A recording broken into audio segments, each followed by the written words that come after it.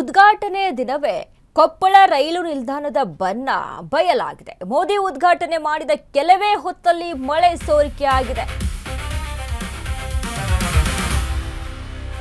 ಉದ್ಘಾಟನೆ ಮಾಡಿದಂತ ದಿನವೇ ಕೊಪ್ಪಳ ರೈಲು ನಿಲ್ದಾಣದ ಬಣ್ಣ ಬಯಲಾಗಿದೆ. ನೋಡಿ, ಮೋದಿ ಉದ್ಘಾಟನೆ ಮಾಡಿದಂತ ಕೆಲವೇ ಹೊತ್ತಲ್ಲಿ ಮಳೆ ಆಗುತ್ತೆ. ಮಳೆಯಲ್ಲಿ ಮೊದಲ ಮಳೆಗೆ ಸೋರಲಾರಂಭಿಸಿದಂತ ಕೊಪ್ಪಳ ರೈಲು ನಿಲ್ದಾಣ.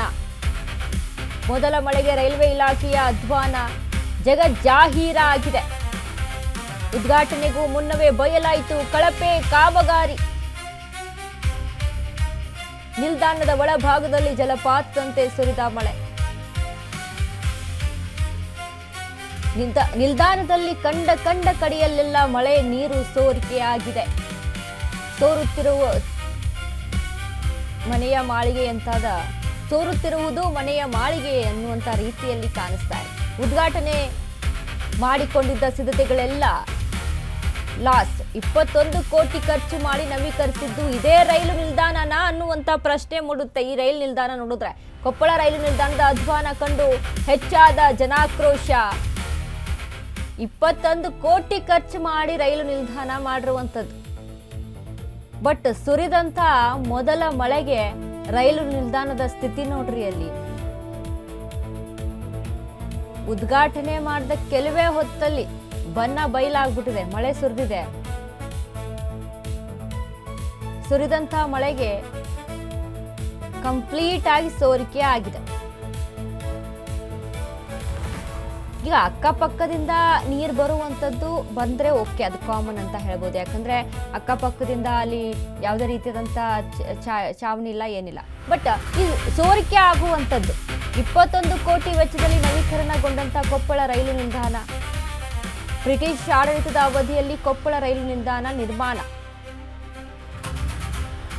ಸರಕು ಸಾಗಾಣಿಕೆ ಉದ್ದೇಶದಿಂದ ನಿರ್ಮಾಣಗೊಂಡಿದ್ದ ರೈಲು ನಿಲ್ದಾಣ ಇದು.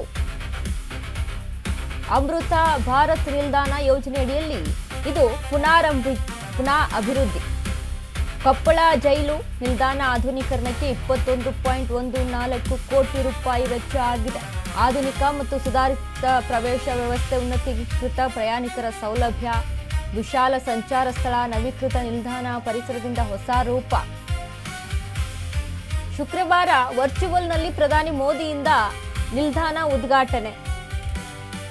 ಸೋಷಿಯಲ್ ಮೀಡಿಯಾದಲ್ಲಿ ಕೊಪ್ಪಳ ರೈಲು ನಿಲ್ದಾಣದ ಹಂಗಾಮ ಬಯಲಾಗಿದೆ. ಅಂದು ಹೇಗಿತ್ತು ಇಂದು ಹೇಗಾಯಿತು ಅನ್ನೋ ವಿಡಿಯೋಗಳದ್ದೇ ಹಲ್ಚಲ್ ಎದ್ದಿದೆ. ಈ ಹಂಗಾಮ ಬೆನ್ನಲ್ಲೇ ರೈಲು ನಿಲ್ದಾಣದ ಅಸಲಿ ಕಹಾನಿ ಬಯಲಾಗಿದೆ. ನೋಡಿ, ರೈಲ್ವೆ ಇಲಾಖೆಯನ್ನ ಮುಜುಗರಕ್ಕೀಡು ಮಾಡಿದಂತಹ ಕೊಪ್ಪಳದ ಘಟನೆ.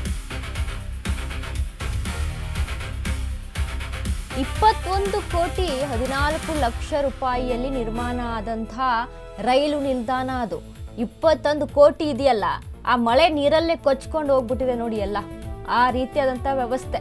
21 ಕೋಟಿ ಹಣನ ಖರ್ಚು ಮಾಡಿ ಸರ್ಕಾರದ ಯಾರಲ್ಲಿ ಅಧಿಕಾರಿಗಳು ಇದನ್ನು ಮಾಡಿದಾರಲ್ವಾ, ಇದೇನಾ 21 ಕೋಟಿಯಲ್ಲಿ ವ್ಯವಸ್ಥೆ ಆದಂಥದ್ದು. ನೋಡಕ್ ಚೆನ್ನಾಗಿದೆ, ತುಂಬಾ ಚೆನ್ನಾಗಿದೆ. ಅಂದ್ರೆ ಮುಂಚಿನ ಹಳೆಯ ಕಾಲದಿಂದನೂ ಇದ್ದಂತ ಒಂದು ರೈಲು ನಿಲ್ದಾಣ, ಅದನ್ನ ಈಗ ನವೀಕರಣ ಮಾಡಲಾಗಿದೆ. ಆ ನವೀಕರಣಕ್ಕೆ 21 ಕೋಟಿ ಖರ್ಚಾಗಿದೆ.